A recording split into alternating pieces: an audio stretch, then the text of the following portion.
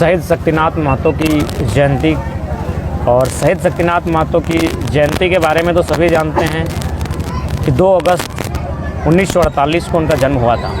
लेकिन आज भी बहुत सारे लोग, बहुत कम ही ऐसे लोग होंगे जो उनके जन्मस्थल का जो गांव है उसको जानते हैं। इसलिए मैं बता रहा हूँ क्योंकि लोग थोड़ा कंफ्यूज करते हैं कि तेतुलमारी की तेतुलमुड़ी, और लोग सोचते दोनों एक है, लेकिन दोनों अलग अलग है। तेतुलमारी बगल में, ये तेतुलमुड़ी है। यानी शहीद शक्तिनाथ महतो की जो जन्मस्थली है वो तेतुलमुड़ी है। और आज बाकायदा, चूँकि बहुत सारे लोग जब शक्ति का नाम आता है सिजवा से जानते हैं कि शक्ति का संबंध सिजवा से तो नहीं, क्योंकि मेला वहाँ लगता है।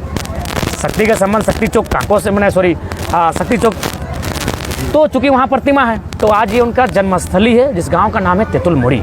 इसी गांव में उनका बचपन, उनकी जवानी, उनका परिवार, और आज इस धरती पर इसी दिन आने का उद्देश्य ये है कि कई दिनों से एक सभा की चर्चा भी थी कि हमारे यहाँ जो विस्थापित हैं, बीएसएचईएल जबरन ज़मीन एक्वायर कर रही है।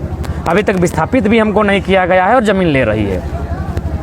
तो हमने कहा शक्ति की जयंती से शुभ दिन और कोई होगा नहीं, क्योंकि शक्ति की भी लड़ाई थी विस्थापन को लेकर, शक्ति की भी लड़ाई थी कंपनी के खिलाफ, जो अतिक्रमण, जो अन्याय, शोषण। तो जाहिर सी बात है शक्ति जयंती पर, एक शक्ति जयंती में उनको भी याद कर लिया जाएगा और बाकायदा कंपनी तक भी ये संदेश जाएगा कि अब झारखंडी अन्याय नहीं सहेंगे। तो इसलिए आज का ये कार्यक्रम आयोजन किया गया।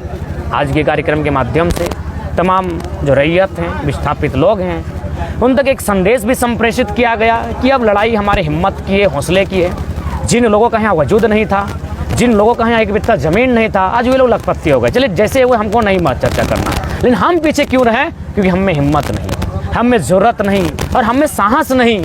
इसलिए आज हमने स्पष्ट कहा कि अंतिम समय है। अगर आज हम लोग चुक जाते हैं अपने हक अधिकार की लड़ाई में, जल जमीन जंगल बचाने की लड़ाई में, तो आने वाले 20 सालों में हमारे पास यहाँ विस्थापन के अलावा कुछ नहीं बचेगा।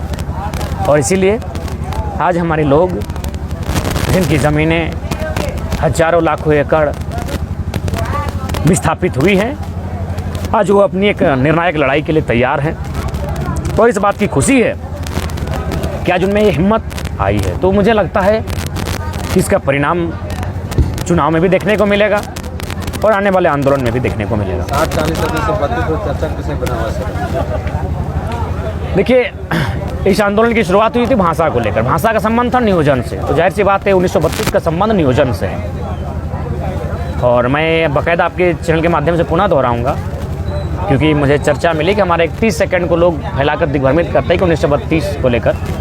आज भी मैं कहूँगा 1.5 वर्षों के आंदोलन के दरमियान भले हम लोग भाषा और 1932 को लेकर चर्चा में आए, लेकिन अगर मुझसे व्यक्तिगत पूछा जाए कि झारखंड का सबसे बड़ा समस्या क्या है, तो वो 1932 और 60-40 नहीं, बल्कि सबसे बड़ा मुद्दा ज़मीन का विवाद है। बिरसा लड़े थे ज़मीन के लिए, रघुनाथ लड़े थे ज़मीन के लिए, तिलका बाबा लड़े थे ज़मीन के लिए, भागीरथ बाबा लड़े थे ज़मीन के लिए। यानी हमारी जो आज भी जो लड़ाई मेन है वो ज़मीन बचाने को लेकर। आज कंपनियों की नज़र है, कल ईस्ट इंडिया कंपनी की नज़र थी, आज बीसीसीएल की नज़र है, आज छोटी मोटी कंपनियों की नज़र है। तो इसलिए आज की जो सभा थी कोल फील्ड में थी, ज़मीन बचाने को लेकर जो नीति नियम है वो कंपनी पर भी लागू हो।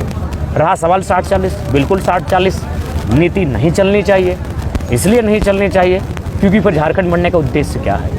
अगर 40% लोग बाहर के अभ्यर्थी यहाँ प्रवेश कर जाएंगे तो फिर झारखंड बनने का कोई उद्देश्य ही नहीं था। जब यहाँ के लोग अपने राज्य में नौकरी नहीं पाएंगे, विस्थापित होंगे, पलायन करके चले जाएंगे, तो फिर इस राज्य के बनने या ना बनने का कोई अर्थ नहीं है। 1932 का जिक्र होता है।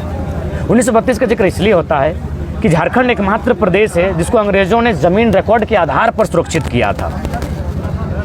जब अंग्रेज पूरे भारत में तांडव मचा रहे थे, जहाँ जहाँ वे जा रहे थे उनका सामना हमेशा देखिएगा राजा से होता था। जब भी अंग्रेज से कोई युद्ध करने आता था, बंगाल में सिराजुद्दौला की बात करें या फिर जहाँ भी आप राजस्थान के क्षेत्रों में चले जाएं, मध्य प्रदेश के क्षेत्रों में चले जाएं, जब भी अंग्रेजों का सामना हुआ है उस क्षेत्र में ईस्ट इंडिया कंपनी के माध्यम से, तो उनका राजाओं से सामना होता था। लेकिन झारखंड में एक आम व्यक्ति से उनका झगड़ा होता था। एक आम व्यक्ति उनके सामने तलवार और तीर लेकर खड़ा होता था। क्यों? अंग्रेजों ने भी यही पूछा, क्यों?